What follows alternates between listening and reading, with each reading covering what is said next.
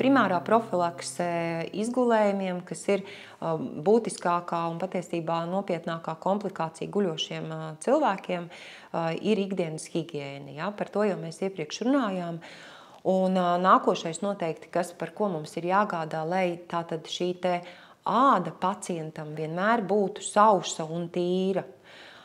Jo uz tīras un sausas ādas izgulējumi noteikti neveidojās tik veikli un tik manīgi, jo patiesībā izgulējums ir šis te ādas bojājums, jā, kurā ieperinās jau agrāk vai vēlāk ieperinās mikroorganismi.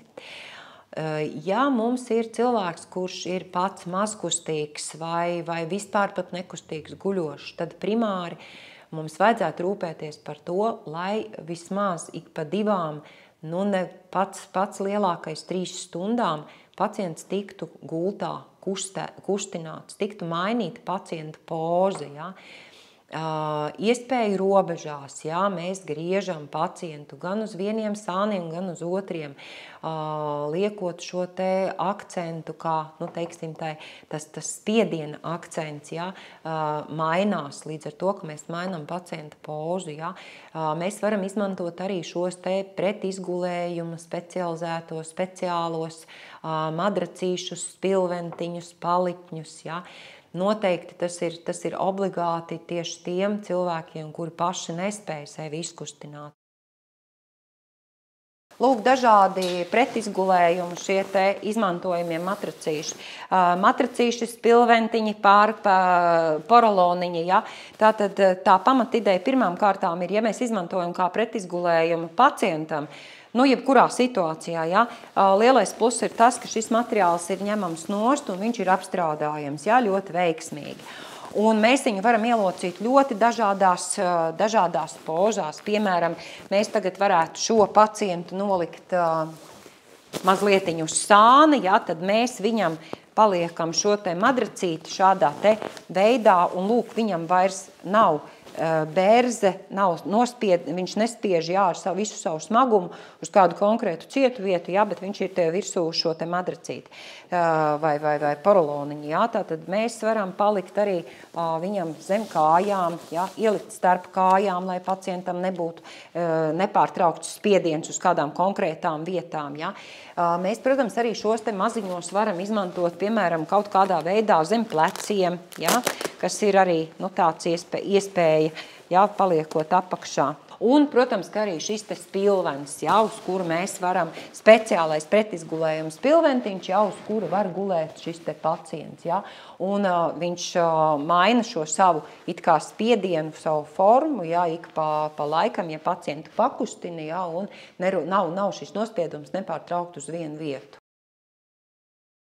Noteikti ir jāatcerās, ka tās tradicionālās vietas, kur veidoties var izgulējumi, ir pakausis, pleci, lāpstiņu rajons, krustu rajons, sēža, tad ir pēdu apakšējā daļa, kā pēdas, ja viņas guļ uz gultas visu laiku nekustīgi.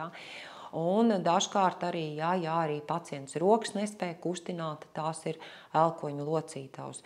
Un ņemot vērā visas tās nosauktās vietas un zinot šo faktu, ir vienmēr jāatcerās, ka, ja pacients pats nav spējīgs kustēties, viņš ir jākustina, viņš ir jāgroza. Izgulējuma profilakse vēl arī, protams, ka ir viegla ādas masāža, arī, ko varētu veikt vismaz 2 reizes dienā, bet jāatcerās, ka āda nekādā gadījumā pacientam nedrīkst berzēt, bet tā ir patiešām viegla, maiga masāža. Un, lai šo te masāžu veiktu, tā noteikti nav klasiski ārstnieciskas personas veikta masāža, bet tā ir vienkārši tāda maiga paglaudīšana ādas ar tīrām rokām, šo ādu vienkārši tā kā izspaidot, paspaidot viegli, mīlīgi, tā, lai pacientam ir patīkami. Un tas ir arī nepieciešams tam, lai no šīm te ilgstoši nekustīgajām vietām, ja mēs atkal atjaunot asinsriti, izkustinot visus ādas slāņus. Tā tad, kas tad liecinās par to, ka kaut kas ir nokavēts, kāda problēma ir radusies un sāk veidoties izgulējums? Sākotnēji noteikti ir jāpievērš uzmanība tam, ja cilvēks sāk sūdzēties par to, ka viņam kādās konkrētās vietās viņam tā kā niez, viņam, varbūt jau mēs pamanām, ka ir tāds viegls apsārtums, ja, un vēl ko pacients pats var teikt, ka viņam ir tāda karstuma sajūta, ja, šajās te kaut kādās konkrētās vietās. Šīs lietas mēs noteikti nevaram palaist garām, tas noteikti ir jāievēro, ja, un tā vieta, kur pacients, šīs guļošais cilvēks sūdzās, ka viņam tā kā šķiet, ka viņam svilst un tā kā varbūt sāk jau niezēt, viņas ir jāsāk atjaunot atkal kopt papildus vēl, ja, un tad noteikti pirmais, kas būtu jādara, ar tīru ūdeni mēs mazgājam šīs te vietas papildus vēl visam iepriekš veiktajam, susinam, izmasējam un tad domājam par to, jau skatāmies, vai mums ir, ja mums redzams ir, ka ir kaut kāds tiešām jau pat neliels apsārtums, tad izmantojam šos te specializētos krēmus, ko atkal mēs varam iegādāties aptiekās, ja noteikti iesaku konsultēties ar farmaceita asistentu, kurš jums parādīs šo te labāko, vērtīgāko līdzekli, tie ir krēmi, ir arī specializētie losjoni, ko mēs ieziešam šīs te vietas, kas ir kaut vai viegli apsārtušas, bet pacientam jau šķiet, ka viņam jau tur kaut kas veidojās. Ja? Savukārt, ja jau veidojās šīs te brūces, tad, ja tās ir izgulējuma brūces jau, mums šķiet, ka tur jau ir nopietnas problēmas, tad noteikti nevajadzētu paļauties uz saviem spēkiem, bet šajā situācijā gan būtu jāpieaicina speciālisti, mājas aprūpes, veselības aprūpes speciālisti, kas ir mācīti cilvēki, kuri veiks attiecīgi šo te jau izgulējumu papildus speciālo profilaksi. Gan pie pacienta izgulējuma kopšanas, gan arī pie pārvietošanas ļoti laba lieta, ko noteikti ir ieteicams izmantot, ir tā saucamie slīda paladziņi. Pacientu grozot, mēs nedrīkstam pacientu pa gultu vilkt un viļāt kaut kādā veidā, jo tas atkal radīs ādas noberzumus. Ja? Tāpēc ir šie te speciālie paladziņi, kuri patiesībā ļoti viegli ļauj pārvelt cilvēku gan no viena sāna uz otru. Ja? Piemēram, mēs šo slīdu paladziņus varam izmantot arī gultas veļu mainot, ja? Tātad paklājot apakšā pacientam, ja? Un viņš pa šo ar paladziņu palīdzību patiesībā viņš ļoti viegli slidinās. Ja? Tas ir tāds speciāls izstrādājums, ko var iegādāties arī šajos speciālajos kopšanas līdzekļu veikalos, un ir ļoti, ļoti plaši un labi izmantojams mājas aprūpē. Vēl viena ļoti svarīga nianse, kopjot pacientus un kā izgulējuma profilaksei, ir pievērst uzmanību uzturam un šķidrumu patēriņam. Ja? Viena liela problēma, kopjot cilvēkus mājas apstākļos, ja? Īpaši tiem, kuri nekad arī veseli būdami un arī spēcīgi būdami nav bijuši ļoti lielos draugos ar šķidrumu patēriņu, ir viņiem piedāvāt, šiem cilvēkiem jau aprūpējot viņus, piedāvāt šo šķidrumu. Un tā tad noteikti, lai to nodrošinātu īpaši guļošiem cilvēkiem, mums noteikti blakus gultai ir jānodrošina, ka cilvēks, ja vien viņš spēj pastiept roku, lai viņam rokas stiepiena attālumā visu laiku būtu ūdens, tēja, suliņa, gluži vienalga kas, bet lai būtu kaut kāds šķidrumiņš, ko viņš var padzerties, kaut vai pa mutītei, pa malciņam, tāpēc mēs iesakām izmantot arī šīs te specializētās, kā mēs saucam, viņas pīpa krūzītes, bet tās ir tās cilvēkam, kuram ir šīs te problēmas, padzerties pašam no krūzītes, viņu noturēt, viņš šo te gandrīz kā tādu bērnu krūzīti, viņš ļoti smuki var no viņas padzerties, tieši tāpat viņš var padzerties arī ar salmiņu, un tas mums kā aprūpētājiem noteikti ir jāpievērš uzmanība un ir jānodrošina šim pacientam. Un otra lieta, protams, arī šis te uzturs. Ja mēs esam varbūt ļoti lieli vienmēr bijuši un zinām, ka arī šis mūsu aprūpējamais ir asu un neveselīgu ēdienu, piemēram, cienītājs. Tāda šī situācija, kad viņš ir nonācis aprūpējamā lomā, ir tā, kas liek pārkārtot, jā, arī visu diētu, izskatīt to un patiešām ļoti, ļoti mēģināt pareizi, uzturēt pareizu diētu, jā, pareizu uzturu, lietot pēc iespējas vairāk svaigus dārziņus, augļus, jā, kas arī būs tāds labs arī savā ziņā izgulējuma profilakses pasākums. Tātad, kā teicu, ļoti svarīgi pacientiem mājas aprūpē ir arī tātad nodrošināt viņiem šo šķidrumu apjomu pietiekamu un arī, protams, par uzturu mēs runājām, bet tātad tas variants, jā, kas ir šī, protams, ir viena no pīpju krūzītēm, kā mēs viņu saucam, ārkārtīgi ērta, jā, plastmasas krūzīte, pat ja viņa apkrīt, viņa negāžās riņķī nekur, jā, viņa nesaplīsīs, jā, un pacientam pat pagāžot un nedaudz pasūcot, jā, viņš var pavisam viegli padzerties. Savukārt, jā, cilvēkam varbūt šī krūzīte īsti nepatīk un varbūt viņš pat nespēja noturēt rokās, jā, šo krūzīti, tad mums pacientam padot ārkārtīgi viegli būtu ar glāzīti vai krūzīti un sūkt pacientam caur salmiņu. Jā. Pie tam salmiņš varētu būt lielāks, mazāks. Šobrīd, protams, mēs izmantot ekoloģiskos salmiņus. Ja mēs runājam par pacientiem ar inkontinenci, tātad šajā gadījumā noteikti būtu jālieto autiņbiksītes, vai arī mēs varam lietot šos specializētos biksīšu ieliknīšus. Te tas būtiskākais ir tas, kas ir jāatcerās, ka pirmām kārtām būtu izvēloties šo te produktu, to mēs nekādu nevaram mājās pagatavot, bet mēs viņu noteikti iegādāsimies. Izvēloties šo produktu arī būtu vērts paskatīties, vai ir pietiekama absorpcija, jā, absorpcijas spēja šim te izstrādājumam. Un otrs, kas noteikti būtu jāpievērš uzmanība, īpaši autiņbiksēm, jā, viņām ir dažādi izmēri, jā, un arī tā tad ir jāpavēro, jāpaskatās, jāizpēta, lai mēs iegādātos attiecīgi šim te pacientam atbilstoši izmēri, jā, šīs te autiņbikses, jā, kas viņam nespiedīs, tātad neradīs liekas nospiedums, ne arī tā kā traucēs ar to, ka viņas krīt, jā, kaut kur, un līdz ar to veidojās šī te noplūde, jā. Protams, ka inkontinenta pacientu aprūpes situācijā, jā, mums ir pastiprināti jāpievērš uzmanība arī intīmajai higiēnai, jā, un tad, protams, jā, mums ir šāds te pacients, kuram ir varbūt tikai urīna inkontinence, varbūt tas vēl nebūtu tik, mēs tātad 2-3 reizes dienā pēc urinācijas mēs viņu apmazgājam, jā, bet ja ir arī fēču inkontinence, tad pēc katras šīs te fēču izdalīšanās noteikti šis te pacients ir kārtīgi jānomazgā, jā, jāpalīdz viņam veikt šo te intīmo higiēnu, jā, un, protams, ka jau nekavējoties ir jānomaina, jā, šīs te gan autiņbikses vai tas ir šis te ieliknis.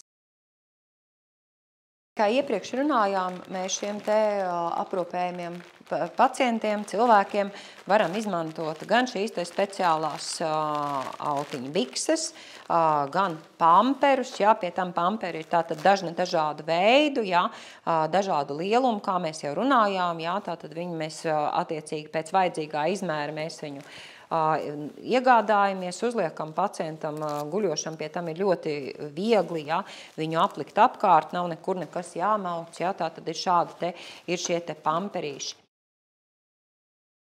Īpašu saslimšanu gadījumos, kad pacientam ir tādas specifiskas diagnozes, kā piemēram situācija pēc insulta vai piemēram pacients ar dekompensētu cukurdiabētu, ja, vai, protams, arī pēc smagām traumām. Ja.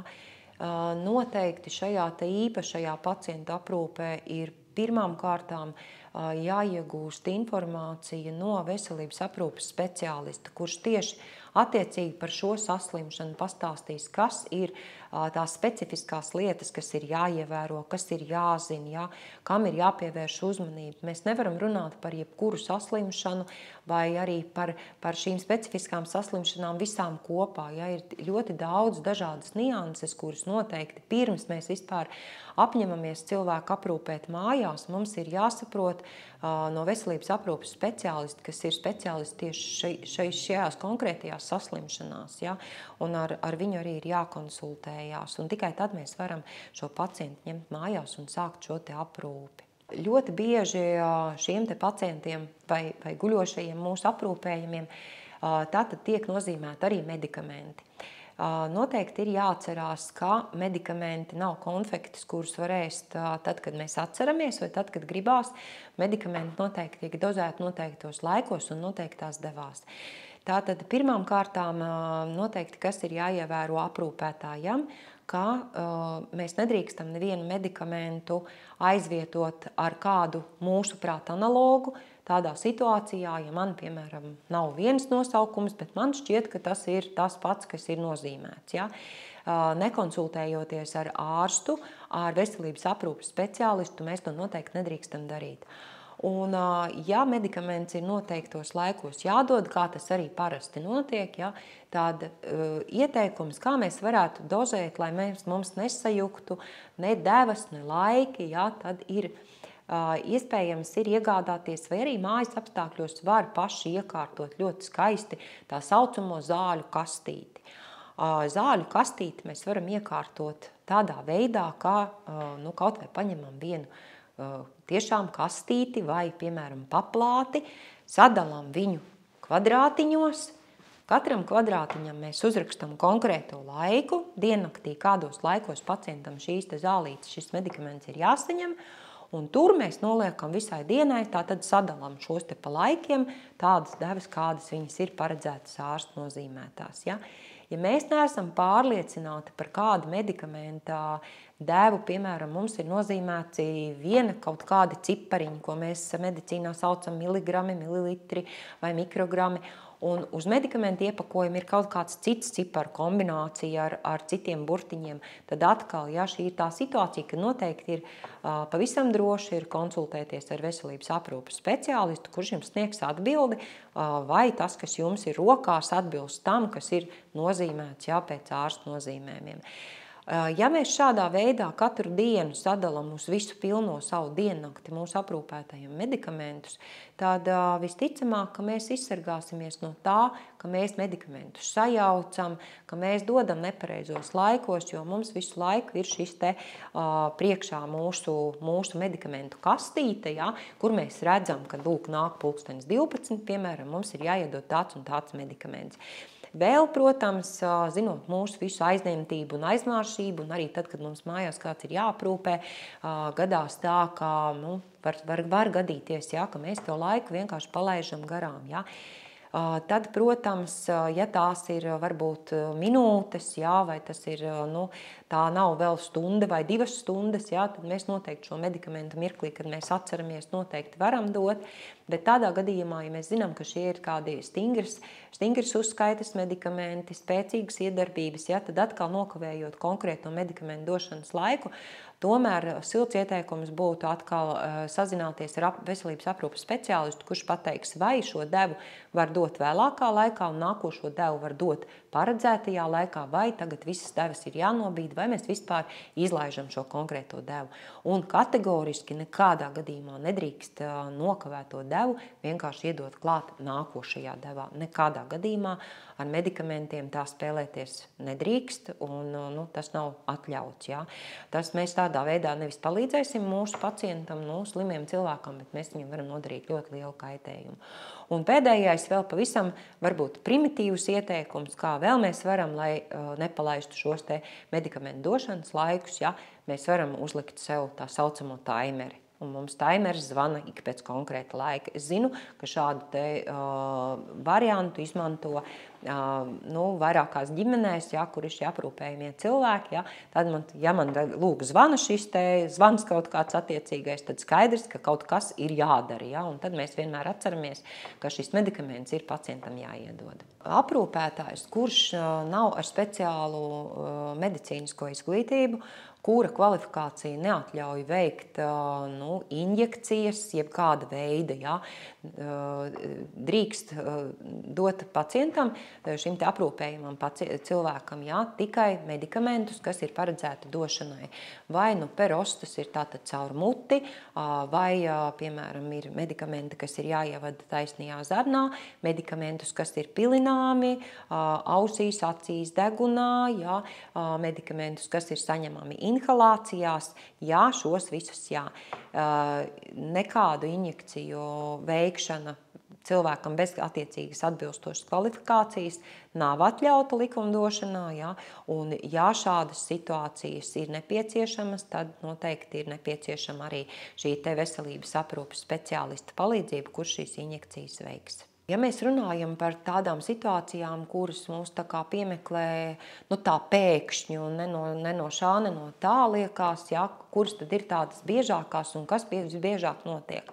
Nu, aprūpējot šos te cilvēkus ar ierobežotām iespējām vai vispār pat jau guļošus pacientus, nu, viena tā problēma, kas varētu mūs nobaidīt un nobiedēt, ir, piemēram, ja pacients ēd guļošu pacientu barojot, jā, viņš var aizrīties. Ja.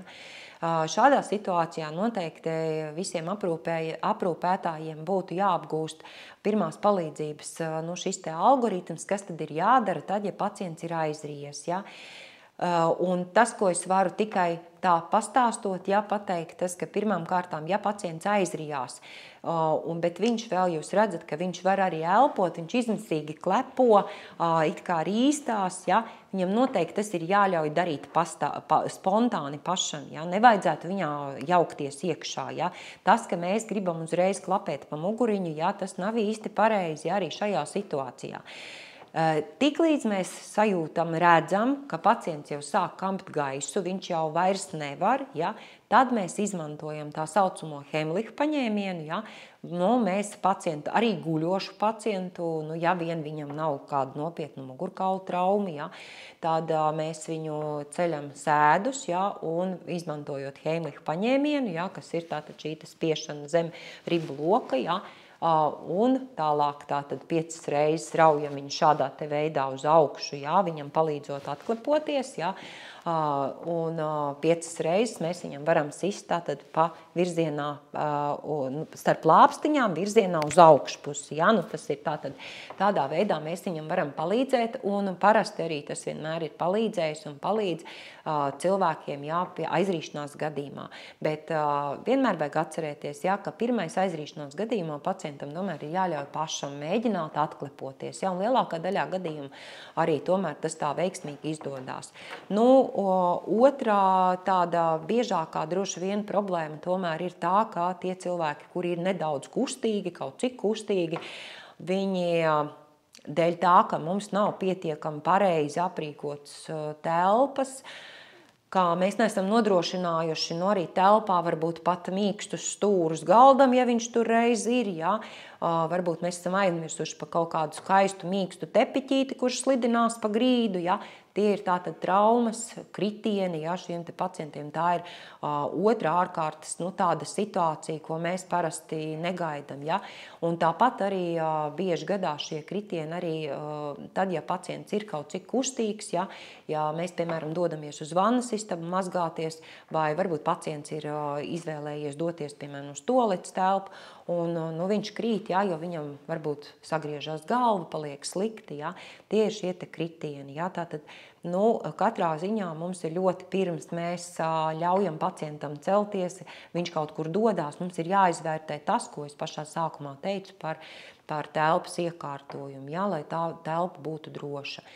Ja mums cilvēks ir nokritis, nu, mums ir skaidri redzams, ka nekādi, nu, ļoti tādi nopietni sasitumi, viņš nav sasitis galvu, ja, viņš vienkārši ir kritis, ja, mums ir vislielākās aizdomas, ka varbūt viņam tur būs zilums, viņš nekliedz ar, ka viņam kaut kas, nu, nesūdzās, ka viņam kaut kas ļoti, ļoti sāpētu, ja, bet, nu, viņš ir pakritis, viņam nav spēka piecelties, jā, protams, mēs viņu uzmanīgi ceļam, novietojam drošā vietā, ja.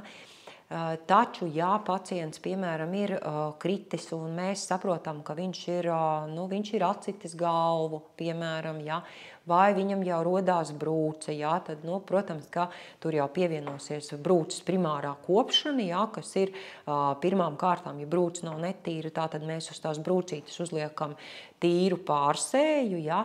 Ja mēs vienkārši tīru kāds mājās būs, ja, bez nekādiem liekiem materiāliem vēl vai kaut kādām ziediem vai smērēm, ja mums tomēr šķiet, ka šī brūcīte varētu būt netīra, ja, tad tas, ko mēs mājas apstākļos varētu izmantot brūces iztīrīšanai, vienkārši ir ūdeņraža pārskābi, ja, noskalojam šo brūci ar ūdeņraža pārskābi un atkal liekam virsū tīru pārsēju, ja.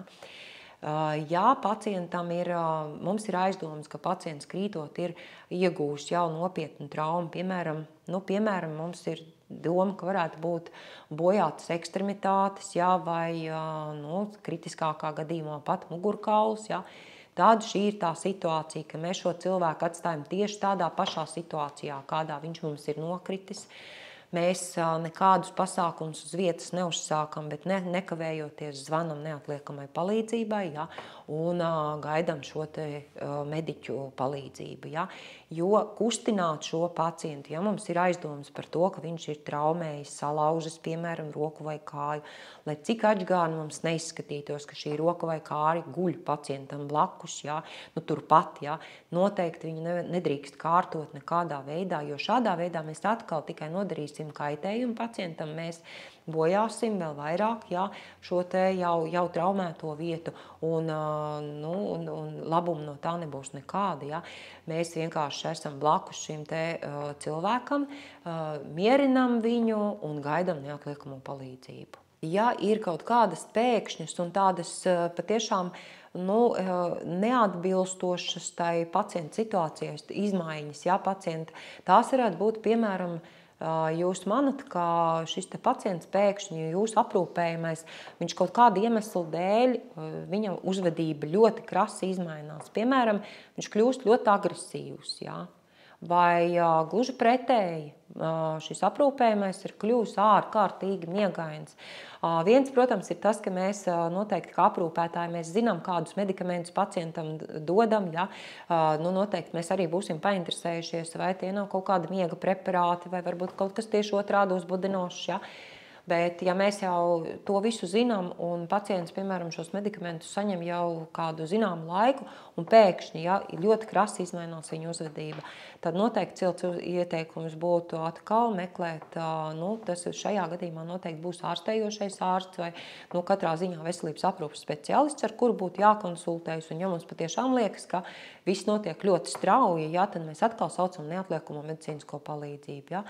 Tāpat, ja mēs konstatējam, kas bieži notiek mājas aprūpē un ko mēs aprūpējot pacientu, mums ir, piemēram, jāveic vitālo rādītāju mērījumi. Ja? Mēs izmēram asinsspiedienu, un to mēs mājas apstākļos daram arī veseli cilvēki būdami, bet kur vēl šādiem te pacientiem, ja? Mēs mēram šo asinsspiedienu, un mēs pēkšņi redzam, ka šis asinsspiediens ir strauji izmainījies. Viņš ir vai ļoti augsts, ja? Viņš ir ar tendenci paaugstināties, ja? Vai viņš tieši pretēji ir kritiski zems, ja? Un mēs tomēr šādā situācijā mēs zinām, ja, kāda tad būtu tā vidējā robeža, ja, kas tad būtu šim pacientam pieņemams arī tajās situācijās, ka mēs zinām, ka ikdienā šim pacientam ir nedaudz paaugstināts asinsspiediens, bet tagad mēs redzam, ka viņš ir ļoti augsts. Tā ir tā kritiskā situācija, ka nekavējoties ir jāziņo ārstam un mums ir jāsauc neatliekamā medicīniskā palīdzība, jo mēs kā nespeciālisti šajā gadījumā neko nevarēsim šim pacientam palīdzēt. Bet, ja pacients mums ir tātad guļošs, tad tomēr arī mājas aprūpe veicot, aprūpējot šo cilvēku, mums būtu tomēr jāsako pirmām kārtām līdz tādam funkciju, fizioloģisko funkciju rādītājiem, jā, kā piemēram ķermeņa temperatūrai. Ķermeņa temperatūru būtu vēlams mērīt 2 reizes dienā, dienu naktī, teiksim tā, tātad tikko, ka pacients ir pamodies no rīta, ja tas būtu vēl, mēs pirms uzsākam kaut kādas aktīvas darbības ar šo cilvēku, ja, un otrs mērījums būtu veicams dienas otrajā pusē, patiesībā skaitās, ka optimālā pareizā temperatūra būtu laika posmā no 4 līdz 5 pēcpusdienā.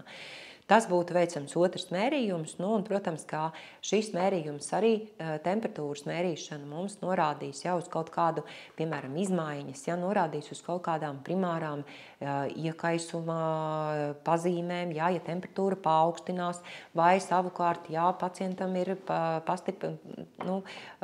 bieži ir pazemināta šī temperatūra, tad varētu būt arī kaut kādas cirkulāras novirses, ja.